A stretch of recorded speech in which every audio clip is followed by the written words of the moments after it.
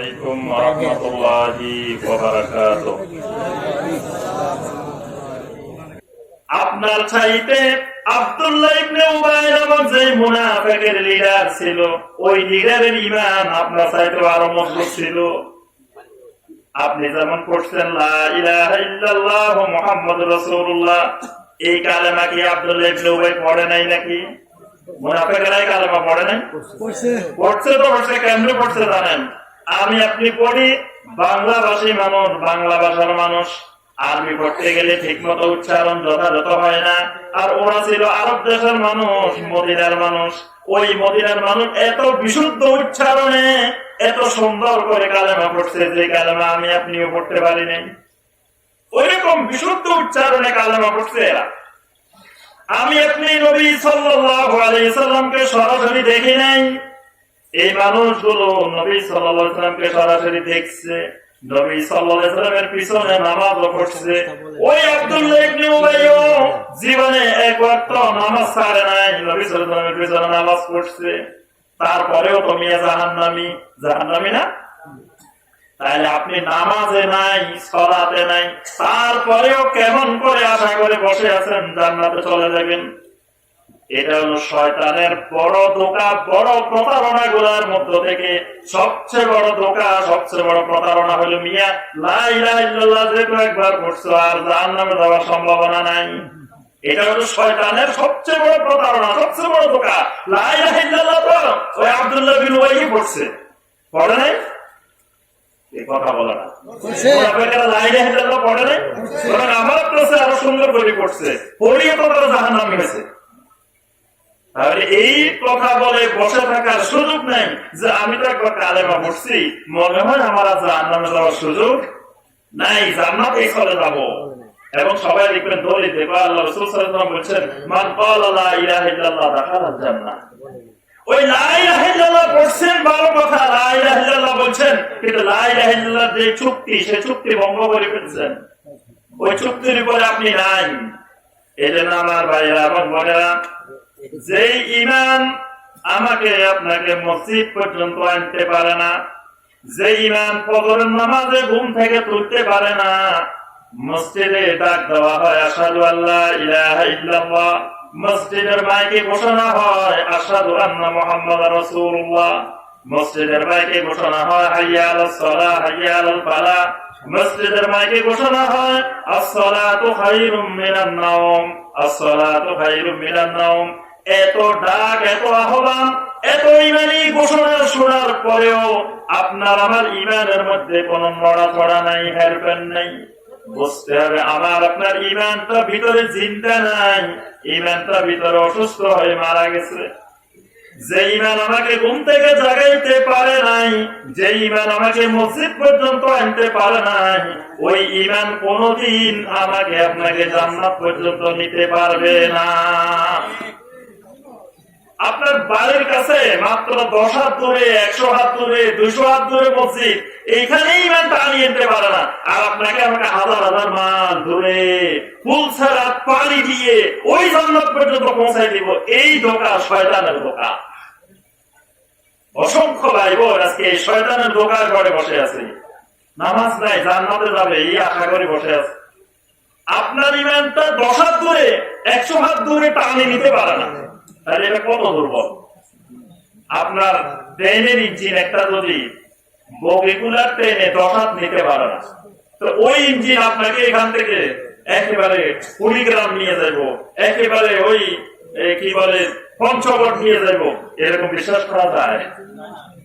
যে ঈমানের পাওয়ার এত দুর্বল, ঈমান মসজিদ পর্যন্ত হাজির করতে পারে না। এই জন্য আমার রাসূল সাল্লাল্লাহু আলাইহি ওয়াসাল্লাম স্পষ্ট করে বলছেন আসগালুস সালাতি আলাল মুনাফিকিন সালাতুল ইশা ওয়া সালাতুল ফজর। মুনাফিকের কাছে সবচাইতে ভারী নামাজ হলো ইশার নামাজ আর ফজরের নামাজ। অর্থাৎ আমার উম্মত পরীক্ষা করে ফেলতে পারবে, ফজরের সময় আযান শোনার পরে যদি লাভ মেরে উঠে যেতে পারে, বুঝতে হবে এখনো ঈমানটা কিছুটা হলেও জিন্দা আছে। যদি ফজরের সময় উঠতে না পারে, বুঝতে হবে তার ঈমানের ভিতরে মুনাফিকি ঢুকে গেছে, তার ঈমানের ভিতরে মুনাফিকি আছে। আবার এই কথা বলারও কোনো সুযোগ নাই যে আমি কিন্তু এখন শরীয়তে নাই, আমি এখন মারফতে চলে গেছি, হাকিকতে চলে গেছি, এই জন্য আমার নামাজ লাগে না, এই কথা বলার সুযোগ আছে? আল্লাহ রাসূল সাল্লাল্লাহু আলাইহি ওয়াসাল্লাম মনে হয় মারফতে হাকিকতে যাইতে পারে নাই। কি বলেন? কারণ আল্লাহ রাসূল সাল্লাল্লাহু আলাইহি ওয়াসাল্লাম মৃত্যুর পূর্ব মুহূর্ত পর্যন্ত কখনো সালাত বাদ দেন নাই। তাহলে নবী সাল্লাল্লাহু আলাইহি ওয়াসাল্লামের সুন্নাহ হলো, তরিকা হলো মৃত্যু পর্যন্ত 5 ওয়াক্ত সালাত কায়েম করা লাগবে। এর থেকে যদি কেউ মনে করে আমি এখন তরিকতে পৌঁছে গেছি, হাকিকতে পৌঁছে গেছি, মারফতে পৌঁছে গেছি, আমি এখন শরীয়তে নাই, আমার এখন নামাজ লাগবে না, এই লোকটা একটা টাটকা শয়তানে রূপান্তর হয়ে গেছে। খালি লোকটা ঈমান হারা হয়ে নাই, একটা বড় ধরনের তাগুতি শয়তানে রূপান্তর হয়ে গেছে। কারণ ইসলামে এই জাতীয় কোনো সুযোগ নাই যে মৃত্যুর আগে 1 ওয়াক্ত নামাজ ছাড়বে, এই সুযোগটা ইসলাম দেয় নাই। এই জন্য নামাজের কোন কাজা কাপ্পারা, আমাদের দেশে মানুষ মারা গেলে কাপ্পারার হিসাব করে, কয় ওয়াক্ত নামাজ বাদ গেছে, এত ওয়াক্ত, প্রতি ওয়াক্তে কত টাকা, এত টাকা, বাস বিশাল অঙ্কের হিসাব, উমরি কাজা, তারপরে কাপ্পারার হিসাব। এই জাতীয় হিসাবের স্থান ইসলামে নাই। কারণ আপনি মৃত্যু পর্যন্ত নামাজ ছাড়ার, সালাত ছাড়ার কোন সুযোগই নাই। আপনার নামাজের কাপ্পারা আসবে কোথা থেকে? আপনি দাঁড়াইতে পারতেছেন না, ইসলাম বলতেছে যদি তুমি দাঁড়াইতে না পারো তাহলে বসে বসে পড়ো, বসে পারতেছেন না বলতেছে শুয়ে শুয়ে পড়ো, শুয়ে শুয়েও পড়ার সুযোগ নাই, আপনি মনে মনে পড়েন, তাও আপনার সালাত বাদ দেওয়ার কোনো সুযোগ নাই। ওযু করতে পারতেছেন না, পানি নেই, কি করবেন? তায়াম্মুম করেন। তায়াম্মুম করার মতো মাটি পাথর বালু কিচ্ছু নাই, তায়াম্মুম করবে কি দিয়ে? এবার পানিও নাই, তায়াম্মুমের জিনিসও নাই, তার নামাজ বাদ আছে। মনে মনে ভিতরে আপনি পবিত্রতা অর্জন করবেন, তাও নামাজ বাদ দেওয়ার কোন সুযোগ নাই।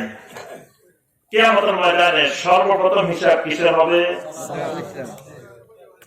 আল্লাহ রাসূল সাল্লাল্লাহু আলাইহি ওয়াসাল্লাম স্পষ্ট করে বলছেন, ইন্না আউওয়ালা মা ইউহাসাবু বিহিল আবদু ইয়াওমাল কিয়ামাতি মিন আমালিহি সালাতুহু। কিয়ামতের দিন সর্বপ্রথম যে আমলটার হিসাব দিয়ে শুরু হবে, সেই আমলটা হলো সালাত। সালাতের হিসাব দিয়ে আল্লাহ পাক আমলের হিসাব শুরু করবেন। কবরের পরীক্ষাটা হবে ঈমানের পরীক্ষা, কবরে কিন্তু আমলের পরীক্ষা নাই। প্রথম পরীক্ষাটা ঈমানের পরীক্ষা। আর হাসরের ময়দানে সর্বপ্রথম হিসাবটা আমল দিয়ে শুরু হবে, আর প্রথম হিসাবটা সালাত। যার সালাত ঠিক হবে তার সব ঠিক হবে, সুবহানাল্লাহ। যার সালাত ঠিক নেই তার কোনটাই ঠিক হবে না, সব বেঠিক, সব পাচ্ছে। আজকে আমাদের সন্তানেরা মাদকাসক্ত, আমাদের সন্তানেরা আজকে মদ, জুয়া, নেশা, সন্ত্রাস, কত রকমের অপরাধের সাথে জড়িত আছে না? এই জড়িত হচ্ছে কেন? এই জড়িত হওয়ার অনেকগুলো কারণের মধ্য থেকে অন্যতম একটা কারণ সালাত ছেড়ে দেওয়া। আল্লাহ পাক সূরা আল-আনকাবুতের 45 নম্বর আয়াতে কারিমা বলছেন, ইন্নাস সালাতা তানহা আনিল ফাহশাই ওয়াল মুনকার। সালাত এমন একটি ইবাদত, যেই ইবাদতটি এত পাওয়ারফুল, এত শক্তিশালী, যেই ইবাদতটি মানুষকে সকল প্রকার অশ্লীলতা থেকে, সকল প্রকার খারাপ কাজের থেকে সালাত ফিরিয়ে রাখে। সালাত আদায়কারী মাদকাসক্ত হইতে পারে না, সালাত আদায়কারী সুদখোর হইতে পারে না, সালাত আদায়কারী ঘুষখোর হইতে পারে না, সালাত আদায়কারী জুয়া খেলতে পারে না, সালাত আদায়কারী শিরককারী হইতে পারে না, সালাত আদায়কারীর সাথে খারাপ কোন কাজের সম্পর্ক থাকতে পারে না। সালাত এরকম একটা পাওয়ারফুল, শক্তিশালী ইবাদত। আল্লাহর ঘরে তাওয়াফ হয় না, বাইতুল্লাহ তাওয়াফ এখন দেখেন আপনারা সবসময়, কথা বলেন, আল্লাহর ঘরে তাওয়াফ দেখেন না? আর এই লাঙ্গুলিয়া বাজার বসেই তো আল্লাহর ঘরে তাওয়াফ দেখা যায়, এখন দেখা যায় না? টিভিতে বাইতুল্লাহ তাওয়াফ সরাসরি দেখানো হয়, দেখবেন বাইতুল্লাহ তাওয়াফ 24 ঘন্টার মধ্যে কখনো বন্ধ হয় না, কিন্তু 5 বার বন্ধ হয়।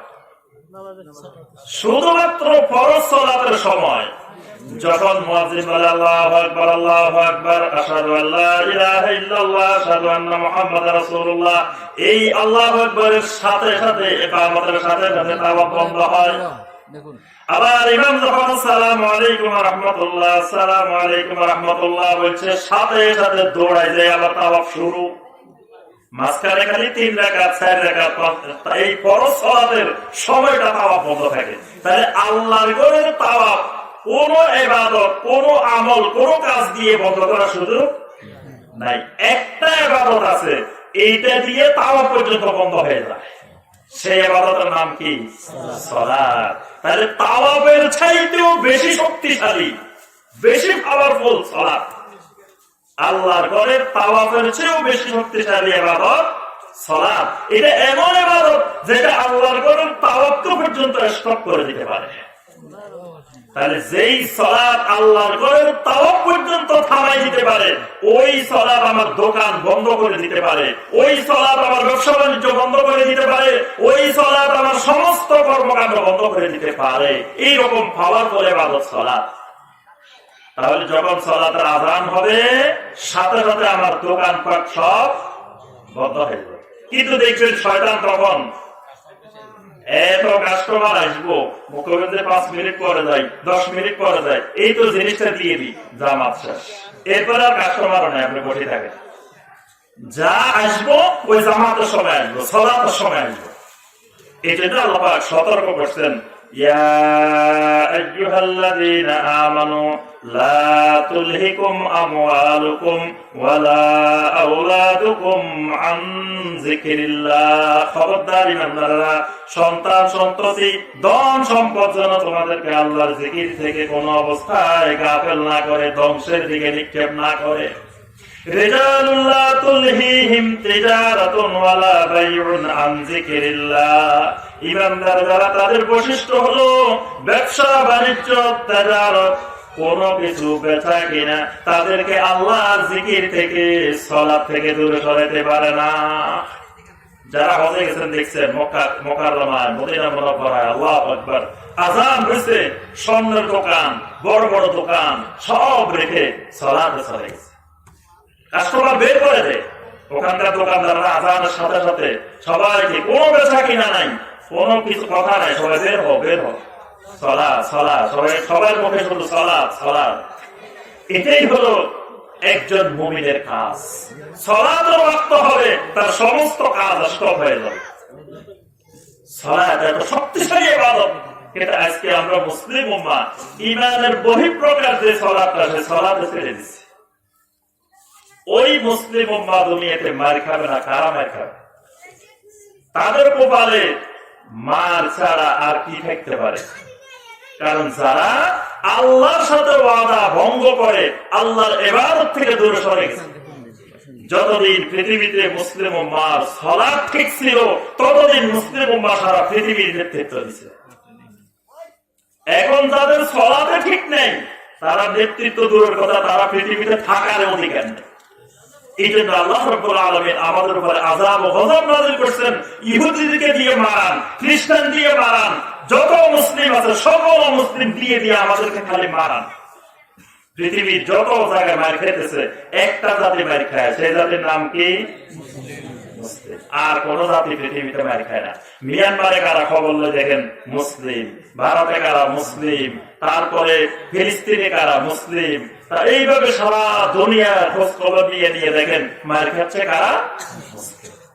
কারণ এটা আল্লাহর পক্ষ থেকে আমাদের উপরে আল্লাহর গজব, আযাব। কারণ আমরা আমাদের ঈমানি চুক্তি আল্লাহর সাথে করা ওয়াদা ভঙ্গ করে ফেলছি, সালাত ছেড়ে দিয়েছি। সালাতটা আমাদের বড় অস্ত্র, কিন্তু মেইন ইবাদত যেটা আমাদের ঈমানের বহিঃপ্রকাশ, সেই সালাত নাই। এজন্য আমার ভাইয়েরা এবং বোনেরা, আমি অনুরোধ করব যে আমরা আবার পুনরায় ফিরে আসি আমাদের ঈমানি চুক্তির মধ্যে। আল্লাহর সাথে করা ওয়াদা, সালাত আমরা ঠিক মতো আদায় করবো ইনশাআল্লাহ। কি রাজি আছি তো? লিল্লাহি তাকবীর, লিল্লাহি তাকবীর। আল্লাহ এই এলাকাবাসী সকল ভাই বোনকে তুমি নামাজি বানিয়ে দাও। আল্লাহ সবাইকে সুন্নতের অনুসারী বানিয়ে দাও।